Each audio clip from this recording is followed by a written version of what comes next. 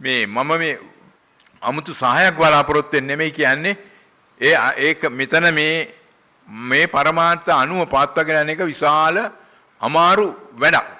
ඒ කාර්යය මම ඉෂ්ට කරනවා කොච්චර අමාරු වුණත්. ඉතින් ඒ නිසා මම හැමෝටම කියන්නේ පුළුවන් ප්‍රමාණයෙන් වචනයෙන් හරි අපිට මේ කාර්යයට සහාය දෙන්න කියලායි. මේ කාර්යය අපි ඉදිරියටත් මේ විදිහටම ගෙන යන්න ඕනේ. දැන් පටන් ගන්නකොට විදේශිකයෝ එච්චර හිටියේ නැහැ. දැන් නොකඩවාම වරින් වර විදේශිකයන් මේ ස්ථානයට එනවා. භාවනා ඉගෙනීම සඳහා, ධර්ම ඉගෙනීම සඳහා, ඒ වගේම නිතරම අපිට ඒ පිළිබඳව විමසීම් ලැබෙනවා. තොරතුරු අහලා මේ ලිපියවනවා. ඒ අනුව අපි එයාට පාසුකම් සලස්වනවා. මෙතන කෙරෙන කටයුතු ගැන මම තව වචනයක් කියන්න ඕනේ. ඒකත් සමහර අයට එකඟ වෙන්නත් පුළුවන්, නොවෙන්නත් පුළුවන්.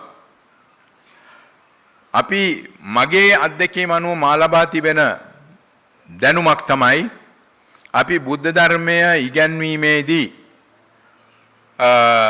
විශේෂයෙන් විදේශිකයින්ට බුද්ධ ධර්මය ඉගැන්වීමේදී ඊ타මත්ම ප්‍රවේශම් වෙන්න ඕනේ. ලංකාවේ බුද්ධ ආගම කියලා එකක් අපි උගන්වනවා නම් මම ඒකට එකඟ නැහැ. දැන් අපි බුද්ධ ආගම කියන වචනයයි බුද්ධ ධර්මය කියන වචනයයි බුදු දහම කියන එකයි දෙකක් හැටියට තමයි මම දකින්නේ. බුද්ධ ආගම කියන්නේ ඒක කිව්වහම නොයේක් දේවල් ඒකේ තියෙනවා. ඒකට එකතු කරන්න පුළුවන් තායි බුද්ධ ආගම, ලංකාවේ බුද්ධ ආගම, කාම්බෝජයේ බුද්ධ ආගම, චීනේ බුද්ධ ආගම, ජපානයේ බුද්ධ ආගම. සමහර අය ජපානයට ගිහිල්ලා ඉල්ල කියනවා ජපානයේ හාමුදුරුවෝ කතාද බඳිනවා. ඒක මොන බුද්ධ ආගමක්ද කියලා. ඉතින් ඒ ජපානයේ බුද්ධ ආගම කිව්වම මෙහෙම හැඟීමක් තියෙනවා. නමුත් ජපානයේ හාමුදුරුවෝ කතාද බඳින්නේ නැහැ කියලා මම බය නැතුව කියනවා. ඒ හාමුදුරුවෝ ඉන්නේ මේ අපි ඉංග්‍රීසියෙන් කියනවා නම් වචනේ ඒගොල්ලෝ මංක්ස්ලා නෙමෙයි. මංක්ස් කියන්නේ කතාද බඳින්නේ නැති අය. මොනාස්ටික් ජීවිතයක්, ආරාමික ජීවිතයක් ගත කරන අය. ජපානයේ ඉන්නේ ප්‍රීස්ලා. මේ කොහෙද දැන් බටහිර රටවල් වල ඉන්නේ මෙතඩිස් ප්‍රීස්ලා. ඒගොල්ලෝ කතාද බඳිනවා, දරුවෝ ඉන්නවා, ව්‍යාපාර කරනවා.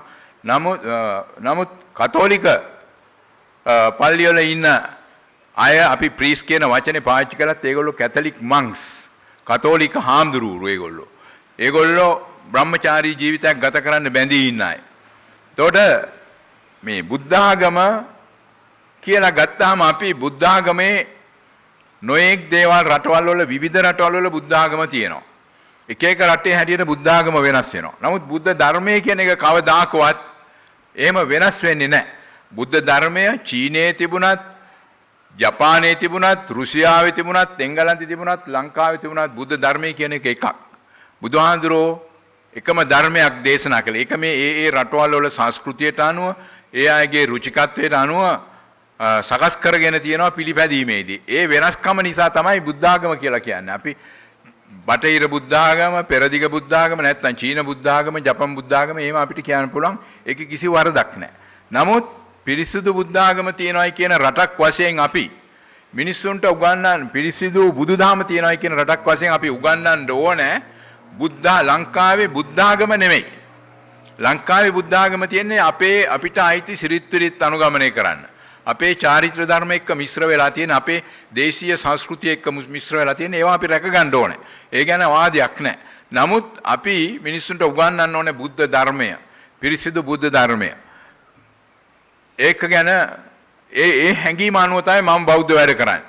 මේ බෝධීන් වහන්සේ රෝපණය කිරීම ගැනත් මම ඒ අනුව කතාවක් කියන්න ඕනේ. අදහස් කීපයක් ප්‍රකාශ කරන්න ඕනේ. මේ බෝධීන් වහන්සේ තරම් වැදුම් පිදුම් ලබන පූජ්‍ය වස්තුවක් ලංකාවේ නැහනේ. දැන් වෙන කොහෙවත් ඕනේ අපේ බෙල්ලන්ගිල බෝධීන් වහන්සේ ගැන කිව්වහම ඇති. මම පොය දවසේ මේ 15ක දාතේ මෙහි ඉඳලා බෙල්ලන්ගිලට ගියා හැන්දෑවේ. සෑහෙන වෙලාවක් මට ගියා බෙල්ලන්ගිල හන්දිය ළඟ ඉඳලා මේ බෙල්ලන්ගිල අපේ පන්සලට යන්න. ඉතින් කවුරුවත් දන්නේ නැහැ මේ බෙල්ලන්ගිල පන්සලේ ලොකු හාමුදුරුවෝ මේ එන්නේ කියලා. විමරත්න හාමුදුරුවෝනේ ලොකු හාමුදුරුවෝ. මේ ඉතින් කිසි කෙනෙක් මට ඉඩ දෙන්නෙත් නැහැ. බොහොම අමාරුවෙන් තමයි මම ගියේ පන්සලට. ගියාම ඉතින් මට සෙනග පිරීලා ඒක ගැන මම පස්සේ තව දෙයක්ත් කියනවා. අද පන්සල් වල මේ බෞද්ධ ජනතාව හරියට ඉන්නවා. ඕම පිරිලා කිසි බයක් එකක් නැතුව වැඳුම් පිදුම් කරනවා. ඒකනම් අපේ මේ වර්තමාන ආණ්ඩුවට ස්තුති වෙන්න තමයි ස්තුති කරන්න ඕනේ අපි ඒ ගැන. ඉස්සර මිනිස්සු පන්සල් වලට එන්න මාර බයයි. බෙල්ලන්විල පන්සලටත් එච්චර සෙනග නැහැ ඉස්සර. දැන් බය නැතුව ඇහිල්ලා වැඳලා යනවා. ඉතින් බෝධි පූජාවට තමයි මේ වැඩි එන්නේ බෙල්ලන්විලට. එන අය වැඩි දෙනා. බෙල්ලන්විල බෝධීන් වහන්සේ බොහොම ජනප්‍රියයි වැඳුම් පිදුම් කරන්න. සමහරු පාම්පත්තු කොල්ලෝ ලූඩු තියාගෙන වටේ යනවා. අපිට දවසට 3-4 සැරයක් මල් අස් කරන්න වෙනවා. පාන් අස් කරන්න වෙනවා. අපි මල් මේ හඳුන් කූරු පත්තු කරන්න එපා මල් ආසනවල කියලා බෝඩ් එකක් ගවම අර ඒ බෝඩ් එක අස්සෙත් හඳුන් කූරු ගන්නවා. ඉතින් ඒක මම දොස් කියනා නෙමෙයි මේක තමයි බුද්ධ ආගම කියන්නේ. ලංකාවේ බුද්ධ ආගම අපේ බුද්ධ ආගම. තායිලන්තෙත් ඒ වගේ තියෙනවා. මේ බෝධි වන්දනාවේ ඔය එක පැත්තක් බෝධීන් වහන්සේ වටේ ගිහිල්ලා 7 වටයක් 108 වරක් හරි එහෙම ගිහිල්ලා වන්දින පුදන එක. ඒකේ හොඳ පැත්තක් තියෙනවා. එහෙම කොහොවත් නොකර නිකන් බෝධීන් වහන්සේ වටේ 7 සැරයක් ගියත් මනසේ තියෙන ප්‍රශ්න අමතක වෙලා මනසට ලොකු සහනයක් එනවා. ඔවා නිකන් නෙමෙයිනේ අඳුනලා දීලා තියෙන අපේ පරණ හාමුදුරුවෝ එහෙම. ඒකේ ලොකු අර්ථයක් තියෙනවා.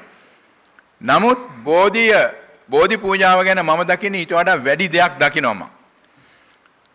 මේ ලෝකේ සිද්ධ වෙච්ච විශාලම විප්ලවය සිද්ධ වුණේ බෝධීන් වහන්සේට. බෝගසක් යට තමයි මේ ලෝකේ සිද්ධ වෙච්ච උසස්ම විප්ලවය සිද්ධ වුණේ. greatest revolution. අපි කතා කරනවා French revolution. ප්‍රංශේ විප්ලවය ගැන කතා කරනවා. රුසියා විප්ලවය ගැන කතා කරනවා. ඔය ඔක්කොම යටයි මේ බෝධීන් වහන්සේ යට සිද්ධ වෙච්ච විප්ලවයට. අපි කියන්නේ බුදුහා මේ බෝධිසත්වෝ දසබිම්බරක් මාරසේනාව පරාජය කරලා බුදු උණයි කියලානේ. ඒ සංකේතවත් તો එහෙම කිව්වනේ කියන එකේ ලොකු තේරුමක් තියෙනවා. මහා විශාල යුද්ධයක් තමයි අපේ බෝධිසත්වෝ මේ බෝධීන් වහන්සේ යටදී කළේ. ලෝකේ පළවෙනි වරට අංග සම්පූර්ණ උත්තරීතර මිනිසෙක් බිහි වුණේ. සියලු කෙලෙස් වලින් තොර උත්තරීතර මිනිසෙක් ලෝකේ පළවෙනි වරට බිහි වුණේ. ඒ වගේම පළවෙනි වරට මිනිසෙක් ලෝකයට ඔප්පු කළේ මිනිසාට මේ දෙවියෝ නැතුව වෙන මේ අයගේ බලපෑම් නැතුව ස්වාධීනව උත්තරීතර තත්වයට පත් වෙන්න පුළුවන්. දේවාති දේව තත්වයට පත් වෙන්න පුළුවන් කියලා ඔප්පු කළේ මිනිසෙක් මේ බෝ රුකක් යටදී තමයි. ඒක විශේෂයෙන්ම මානසික පැත්තෙන් බලනකොට ඊටාම උතුම් විප්ලවයක්. මට මතකයි මොහොම ඉස්සර මම පොතක් කියවලා තියෙනවා බෝමැඩ විප්ලවය කියලා. ඒක විශාල විප්ලවයක්. ලොකු සටනක් ඒක. අපි ඒක බොහොම සුළුවට සලකන්නේ. මේ සටන් වලින් ලොකුම සටන තමයි මාත් එක්ක කරන සටන. මම කියන හැඟීමත් සමග අපිට පුදුම බැඳීමක් මේ මම කියන එකට තියෙන. මේ මමත්වය නිසා තමයි අපි ඔක්කොම වැරදි කරන්නේ. සියලුම දුක් විඳින්නෙත් අපි මේ මමත්වයේ. මම තමයි මේ මම ප්‍රධානයි. මගේ ශරීරය, මගේ අතපය, මගේ නෑයෝ, මගේ බිරිඳ, මගේ දරුවෝ, මගේ රට ඔක්කොම මමත්වයේනේ තියෙන්නේ. ඒවා එක්තරා ප්‍රමාණයකට අවශ්‍යතාවයක් තියෙනවා ප්‍රායෝගික ජීවිතයේදී. නමුත් යම්කිසි දවසක අපි මේ දුකෙන් මිදෙන්න ඕන නම් මේ මම කියන එකෙන් මිදෙන්න ඕන. මම කියලා කෙනෙක් නැtei කියන தത്വයට එන්න ඕන. එදාට තමයි අපි මේ සියලු කෙලෙස් නැතිලා අපි උත්තරීතර தത്വයටපත් වෙන්නේ. ඒක මුල්ම වරට සිද්ධ වුණේ සිද්ධාර්ථ බෝසත්ත්වෝ බුද්ධ ගයාවේ බෝමැඩ ළඟදී බුද්ධත්වයට පත් වුණාට පස්සේ තමයි සියලු කෙලෙස් නැති කරලා ඒ ලබාගත්ත මේ උත්තරීතර තත්වයේ නිසා. එතකොට බෝධීන් වහන්සේ වඳින්න යන අපි ඔය මල් පහන් පූජා කරන එක ඔක්කොම හොඳයි. නමුත් අපි හැමතිස්සෙම කල්පනාවට ගන්න ඕන මේ බෝධීන් වහන්සේ කියලා කියන්නේ මිනිසාට උත්තරීතර තත්වයට පත් වෙන්න පුළුවන් කියලා. ඒ කියන්නේ සම්මා සම්බුද්ධත්වයට අරහන්ත තත්වයට පත් වෙන්න පුළුවන් කියලා සිද්ධාර්ථ බෝධිසත්වෝ අවුරුදු 2500කට ඉස්සෙල්ලා ඔප්පු කරපු තැන තමයි බෝධීන් වහන්සේ කියන්නේ. දැන් අපේ බෝධීන් වහන්සේලාත් ඒ ශ්‍රේෂ්ඨ විප්ලවය තමයි සංකේතවත් කරන්නේ. ඒ නිසා අපිත් බෝධීන් වහන්සේ වඳිනකොට අපේ ළඟ තියෙන මේ මමත්වය කෙලෙස් ටිකක් හරි අඩු කරගන්න ඕනයි කියලා හැඟීමක් ඇති කරන එක්තරා විදියක මානසික ශක්තියක් ඇති කරගන්න උත්සාහ කරනවා නම් නියම බෝධි වන්දනාව ඒකයි කියලා මම කියන්නේ. අන්න ඒ හැඟීමෙන් තමයි මගේ මේ විශේෂ සැලකිල්ලක් බෝධි වන්දනාව ගැන තියෙන්නේ. වෙනත් විවිධ විදිහේ බෝධි වන්දනා තියෙන්න පුළුවන්. නමුත් මේ වන්දනාව තමයි ඉහළම වන්දනාව කියලා මම කල්පනා කරනවා බුදුහාරවන්ගේ ධර්මයට අනුව. ඉතින් ඒ හැඟීම ඇතුව තමයි මේ බෝධීන් වහන්සේ රෝපණය කළෙත්. මෙතෙන්ට වඳින්නේ නායකයන් මං ඉල්ලා හිටනවා පාන් පත්තු කරන්න එපා. පොල් තෙල් පාන් පත්තු කරන්න එපා. මේ මොනවද ඕනෑට වැඩිය පූජා වර්ග එළඟි තෙල් අරවා මේවා ගෙනල්ලා බාර වලටයි කියලා මෙතන දාන්න එපා. ඇහිල්ලා මේ මම කියාපු අදහසත් පොඩ්ඩක් කල්පනා කරලා අපි හොඳට බිම හදලා තියෙන්නේ වාඩි වෙන්න පුළුවන් විදිහට බිම වාඩි වෙලා බෝධීන් වහන්සේ දිහා බලාගෙන ඉන්න. බුදුහාමුදුරුවෝ කරපු වැඩේනේ මුලින්මත්. භාවනා නොකලත් කවන්නේ බෝධීන් වහන්සේ දිහා ටිකක් බලාගෙන ඉඳලා විනාඩි 10ක් විතර යන්න යම් කිසි සාහනයක් ලැබෙනවා. වෙන බෝධීන් වහන්සේවක් ළඟට ගියත් ඒ සාහනය ලැබෙනවා කියලා මම විශ්වාස කරනවා. ඉතින් මීට වඩා දිගට මම කතා කරන්න බලාපොරොත්තු වෙන්නේ නැහැ. මේ ස්ථානයේ දැන් අංග සම්පූර්ණයි. අපිට තියෙනවා විහාරයේ තියෙනවා චෛත්‍යය තියෙනවා බෝධීන් වහන්සේ තියෙනවා සියලු අංග වලින් සම්පූර්ණයි. විහාර ස්ථානයකට උමනා කරන ප්‍රධාන අංග තමයි ඒවා. ඒ වයින් ප්‍රයෝජන අරගන්න කියලා මම බෞද්ධ ජනතාවගෙන් ඉල්ලා හිටනවා. නැවතත් වරක් මම මේ හැමදෙනාටම ස්තුතිවන්ත වෙමි. මගේ සිංහල කතාව මේන් ඉවර කරනවා. වචන කීපයක් ඉංග්‍රීසියෙන් කතා කරන්න මම බලාපොරොත්තු වෙනවා. Most venerable sirs, sisters and brothers, our distinguished guest, today is a very special day. Our center, Paramita Buddhist Center, has become a complete Buddhist center. According to Buddhist tradition, to have a complete Buddhist center, we must have 3 objects of veneration.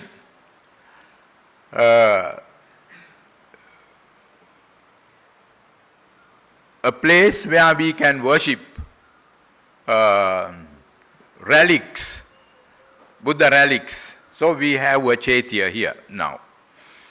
Then the place where we can worship Buddha statues and some other objects. We want to change this situation. That is a duty of people, duty of monks and the government also. But we cannot do immediate change. We cannot. I hope our country never will go to Western style of democracy. It doesn't work for us. And I have been staying in Singapore about 40 years. In Singapore, we do not have Western style of democracy. But there is a balance. Western style and their own style, they balance and have a very good democracy, but not Western style. So, we need a kind of revolution in this country to develop people's morals. But that is not only government's job, we all have to work. Monks, then the public and the government. We got the courage to do Buddhist work. Even for this work, my courage increased when the peace came to this country. At one stage I thought, although we work so hard and build places, there won't be foreigners to come to make use of our place. But now foreigners are coming. They don't have fear because it has come to our country. Kadugannawa පාරමිතා බෞද්ධ මධ්‍යස්ථානීය අධිපති අපේ ගරු කටයුතු බෙල්ලන්විල ධම්මරතන නායක ස්වාමීන් වහන්සේ මෙම ආයතනය පිළිබඳව ආරම්භයේ පිළිබඳව වර්තමාන තත්ත්වය පිළිබඳව මෙන් සිදුවන සේවාව පිළිබඳව ඉතාමත් පැහැදිලිව සඳහන් කරන්නට යෙදුණා. මේ අප දැනට මේ රැස්වී සිටින ශාලාව විවෘත කරන දවසේ දර්ශනපති අපේ බෙල්ලන්විල ධම්මරතන නායක හාමුදුරුවෝ කියපු කතාවක් මට මතක් වෙනවා. මමත් බෙල්ලන්විල රාජමහා විහාරාධිපති බෙල්ලන්විල ශ්‍රී සෝමරතන නායක හාමුදුරුවන්ගේ ගෝලයෙක්. ඒ නිසා මාත් කැමති යමක් ටිකක් ලොකුවට කරන්නට, අමාරු දුෂ්කර වැඩ කරන්නට, ටිකක් මහන්සි වෙලා වැඩ කරන්නට. ඒ නිසා තමයි කඩුගන්නාවේ මේ වගේ ස්ථානයක් ආරම්භ කළේ කියලා. සිංගප්පූරුවේ බෞද්ධ ජාත්‍යන්තර බෞද්ධ පුස්තකාලය තුලින් බුදු ධර්මයේ පිළිබඳව දැනුමක්, වැටහීමක් ලබා දීමට උන්වහන්සේ දිගු කලක් ගත්ත උත්සාහය ඉතාමත්ම විශිෂ්ටයි.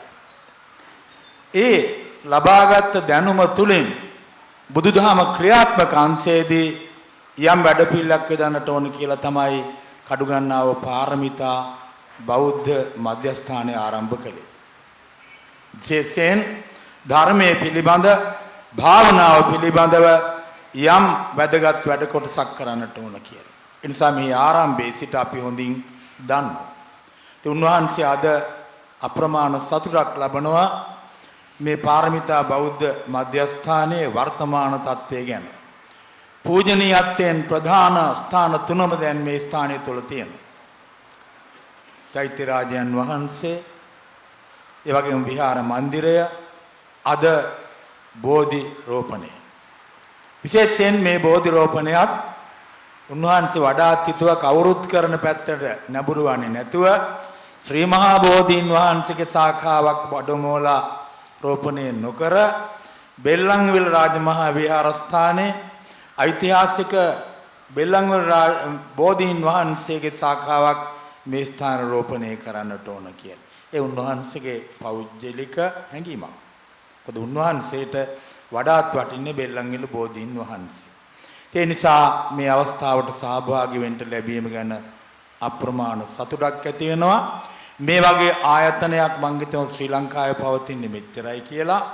ඊටාම හොඳ දේශගුණයක, හොඳ වටපිටාවක, රමණීය භූමි භාගයක බැලුම්ගල පසුබිමේ තියෙද්දී මේ පාරමිතා බෞද්ධ මධ්‍යස්ථානය තුලින් මේ රටට වඩා මුළු මහත් ලෝකයට මං හිතනවා බුදුදහම පිළිබඳවත්, භාවනාව පිළිබඳවත් වඩා සුවිශාල කාර්යභාරයක් ඉටු කිරීමට අනාගතයේ හැකියාව ලැබෙනවා කියලා. ඉතින් උන්වහන්සේම සඳහන් කළා මේ මහා ධනස්කන්ධේ වියදම් කළේ ශ්‍රී ලංකා වාසීන්ට වඩා සිංගප්පූරුවේ ජනතාව කියලා. ඉතින් උන්වහන්සේ වසර 40කටත් අධික කාලයක් සිංගප්පූරුවේ වාසය කරමින් කරගෙන වැඩපිළිවෙලේ මහඟ ප්‍රතිඵලයක් කියලා හිතනවා ශ්‍රී ලංකාව තුළ ලැබිච්ච මේ පාරමිතා බෞද්ධ මධ්‍යස්ථානය.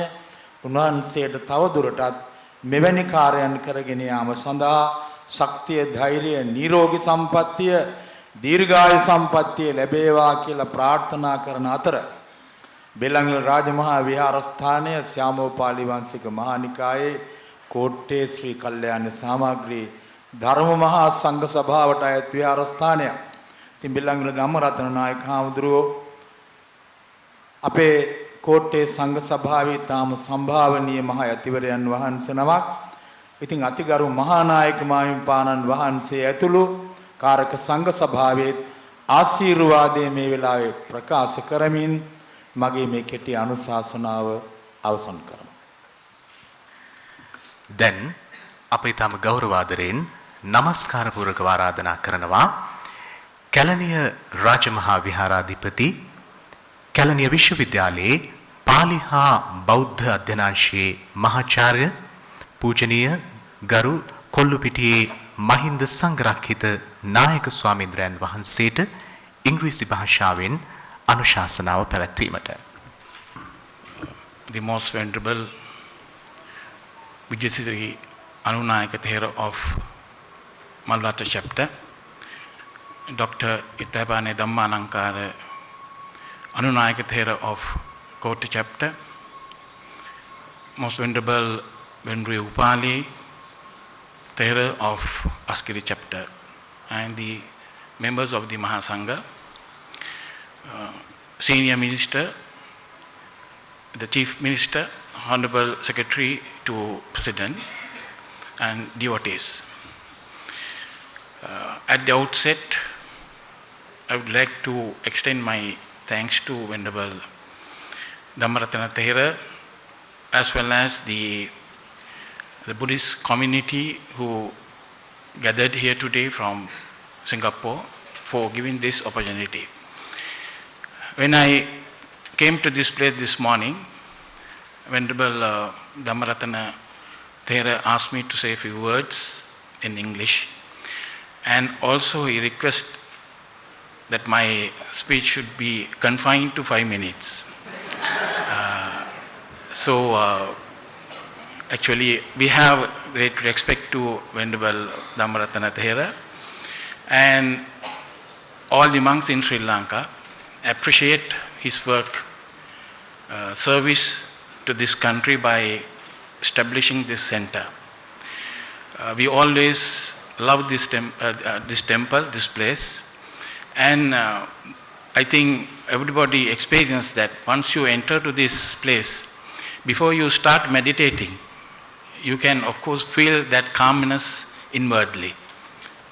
There's that experience of peace, tranquility, of course you can get once you enter to this place. So I think what he tried to do by establishing this center, of course, very successful, as I think.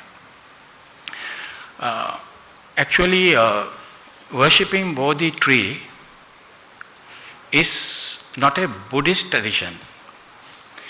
When you read Vedic literature, we find that even the non-Buddhist Hindus, they practice worshipping Bodhi tree. They call Aswastha for this Bodhi tree, and they have described this Bodhi tree in a nice way. They said Papa Nivarana. If you worship Bodhi tree or Aswastha, it has an ability to prevent coming all the evil forces. Now, evil forces are nothing but, because all the non-Buddhists in India also believe karma and rebirth. So, they believe that if you do some bad deeds, of course we have to face the result of that bad deed. So, that is the evil force, Papa. So, they believe that Bodhi tree has the ability to subdue all the past karmic forces. So, that is why I believe that even the Buddha, when he renounced and when he started practicing austerity, he always associates the Bodhi tree, because traditionally it says that it has a power of subduing all the past karmic forces. So, Buddha did it. And after getting the enlightenment, he also paid respect to the Bodhi tree.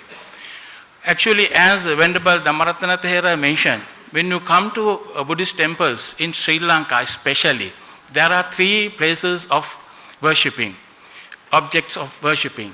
That is the shrine room, then the Bodhi tree, then the stupa.